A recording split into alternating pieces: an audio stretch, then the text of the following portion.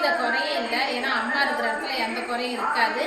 சௌபாக்கியமாக எல்லாமே நடந்துச்சு. எல்லாருமே வந்தாங்க. அன்னதானம் போட்டோம். அன்னதானம் சிறப்பாக நடந்துச்சு. எல்லாரும் மனசார வயிறார சாப்பிட்டு போனாங்க. அம்மாவை பார்த்துட்டு சந்தோஷமாக கனி கேட்டு போனாங்க. கல்யாணம் ஆகாதவங்களுக்கு மாலை மாற்றி கொடுத்தது. கல்யாணம் ஆகிடும் இந்த வருஷத்தில். எல்லா சௌபாக்கியமும் அம்மா நடத்தி வைப்பாங்க. எவ்வித குறையும் இல்லாத. உங்களுக்கும் கல்யாணம் ஆகலையா மாலை மாற்றி தரோம் ஆலயத்தில். மாலை மாற்றிக்கிங்க. கல்யாணம் நடந்துடும். எந்த வித குறையும் இல்லாத சௌபாக்கியமாக இருப்பீங்க.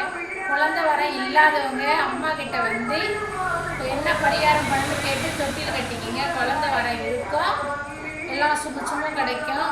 சேவனை வீட்டில் ரொம்ப அதிகமாக இருக்குது. பில்லு சேவல் அதிகமாக இருக்குது. தூக்கம் இல்லை அப்படிங்கிறவங்க அம்மா கிட்ட அம்மா அலங்காரத்தில் வச்சுருக்கிற மஞ்சளை எடுத்துகிட்டு போய் வீட்டில் பன்னீர் எல்லாம் கலந்து பால் பன்னீர் கலந்து வீடு பூரா தெளிக்க. எப்போ வித சேவனையாக இருந்தாலும் அழிஞ்சிடும்.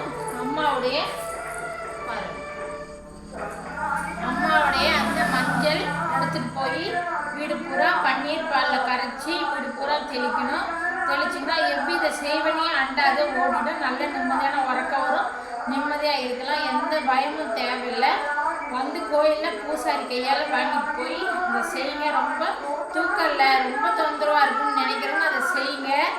நல்லது நடக்கும். வெள்ளிக்கிழமை வாங்கிட்டு போய் கற்பூரவத்தி ஏற்றி அபிஷேகம் பண்ணி மக்கியானத்து தெளிங்க. எவ்வித குறையும் இல்லாத நடக்கும்.